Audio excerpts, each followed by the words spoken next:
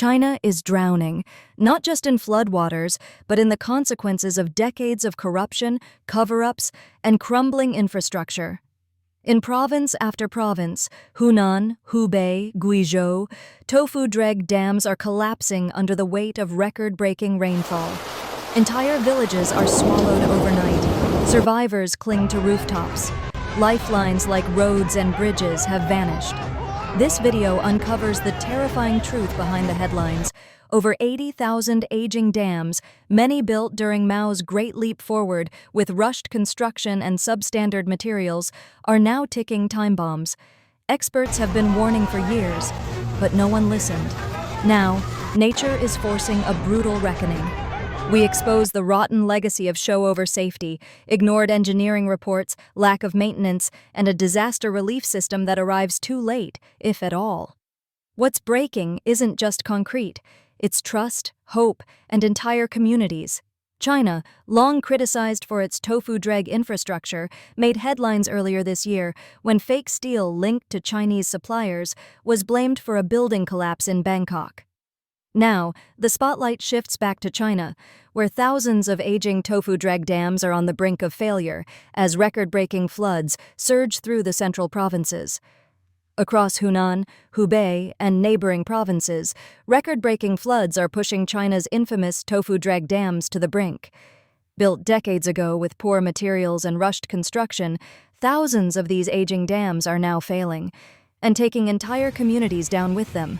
On paper, billions were spent to build a flood defense wall. In reality, the worst floods in decades have turned streets into rivers and homes into isolated islands. Over 400,000 people have been affected. More than 112,000 have been forced to flee. In Yueyang, a woman cried as her eyewear shop was submerged. Water reached the ceiling.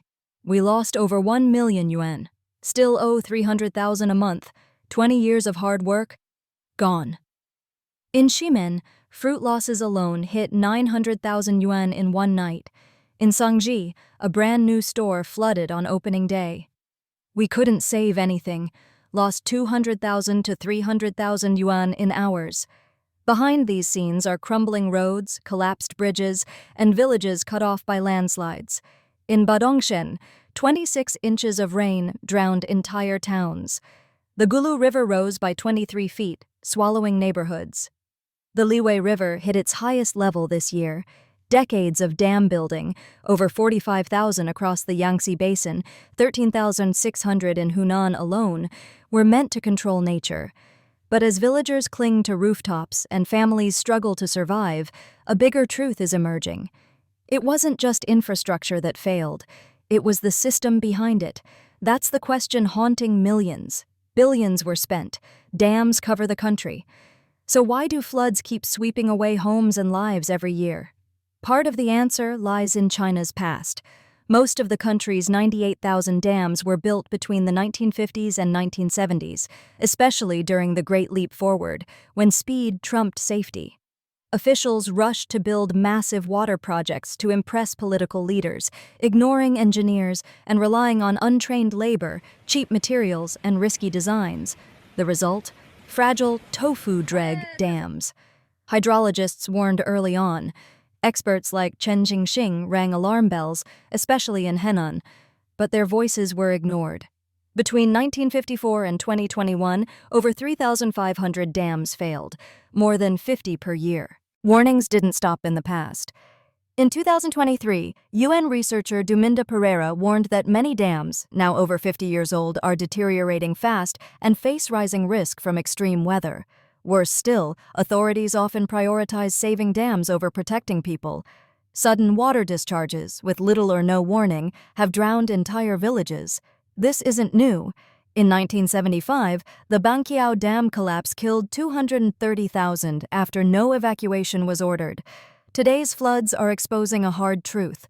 It wasn't just poor construction that created the crisis, but decades of ignored warnings, aging infrastructure, and a system that protects structures more than lives. The 1975 Banqiao Dam collapse, one of history's deadliest dam disasters, was hidden by the Chinese government for 30 years. According to Human Rights Watch, it wasn't revealed until 2005. Over 230,000 people died, and the truth was buried to protect the regime's image. Decades later, not much has changed. In 2020, China's pride, the Three Gorges Dam, faced heavy criticism. Meant to control floods, it failed to prevent widespread devastation. Over 54 million people were affected, yet officials insisted the dam played a key role, according to CNN. But nothing is more ruthless than sacrificing an entire city to protect the capital. In 2023, the BBC revealed that Guizhou city in Hubei was deliberately flooded to shield Beijing. No warning, no choice. Homes destroyed, lives upended, all to keep the capital dry. Locals asked, why must ordinary people pay the price? Even disaster relief became a betrayal. After the 2008 Sichuan quake, over 80% of donations went unused or were diverted into government coffers. Victims waited in tents as supplies rotted. Red Cross China faced outrage over corruption and waste. Disillusioned, ordinary people now take matters into their own hands, delivering food and aid into flood zones by hand. If the government won't show up, one volunteer said, we will. Today, China faces its worst floods in decades.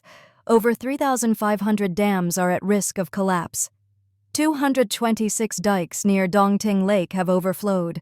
Entire provinces are submerged, power stations drowned, crops destroyed, roads gone. The Three Gorges Dam is under pressure, forced to release more water into already flooded regions. The aging Tofu Dreg dams, many built during the Great Leap Forward, lie at the heart of the crisis. Over 31,000 haven't even had mandatory safety checks. What was once hailed as progress is now collapsing under its own weight. This is the overpass at the station, the overpass at Tianqiao East Station, Shenzhen. Do you see these homeless people? Both men and women, they've all come here. This is in Shenzhen, you can witness these scenes. There's even an elderly man who looks like an artist. We don't disturb them. There are also musicians here. Their clothes are placed right over there. Standing on the overpass beside the Sanhe talent job market in the Wollongong district and looking down, you'll see day laborers lying all over the ground. They can't even afford 15 yuan for a bunk bed, so they just sleep on the steps. Look, this is Shenzhen. In contrast to Shenzhen, Foshan is now almost deserted. You barely see anyone on the streets. The once crowded scenes are gone. One factory area after another is now empty. And even for rent, no one takes them. Even once bustling shopping centers in Shenkongcheng and the Nanhai area are now silent. Many commercial zones and even startup spaces have clearly lost foot traffic. Businesses are struggling even more. Sales are in decline. In places like the furniture city of Hubei, which used to be packed with people, now shopkeepers are just sitting around doing nothing but swatting flies. These are all direct from factory zones, and as a result, many towns now look no different from rural villages. This is what netizens online are saying about Dongguan. Have you noticed? Even 10 years ago, when Dongguan's population was approaching 10 million, just going out for a late-night snack meant packed street stalls that were still open and buzzing at 3 a.m. But now, although the population is still nearly 10 million and the city rail system is up and running, the back streets are empty. Chang'an is deserted. Hunan is deserted.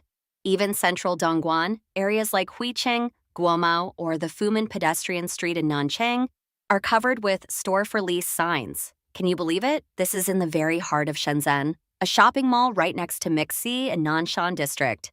Many physical stores here have closed down. Doing traditional retail business now is incredibly difficult. 10 years ago, when Shenzhen's population had just surpassed 10 million, street food stalls were still rotating customers at 3 a.m. But now, even with nearly 20 million people, Longgong's industrial zones are deserted, and the urban villages in Bao'an are empty. Even top-tier commercial areas like Coastal City and Dongmen are filled with shop for lease signs.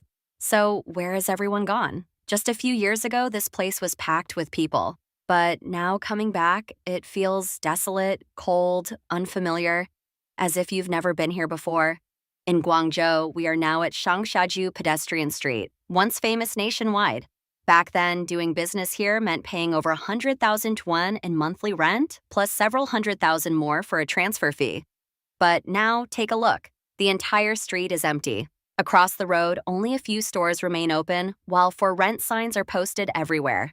Guangzhou's garment village, known for its day labor work paid daily, was once hailed as an early indicator of economic trends. Now it's packed with people but short on jobs. Work is extremely hard to find. The number of bosses out recruiting on the roadside has visibly declined. Day laborers roam the streets looking for work, and each job opening draws a dozen or even 20 people competing for it. Unable to find work, many people head to supermarkets just to enjoy free air conditioning. China's economy is undergoing a serious downturn. Guangdong, once the engine of growth and the pioneer of reform and opening up, is facing a tremendously difficult period. Businesses are relocating en masse. Factories are shutting down. Workers are losing their jobs. Streets are deserted, and shops are going out of business. In Shenzhen and Dongguan, once dubbed the world's factory, many industrial zones now sit empty, and factories are going bankrupt almost daily.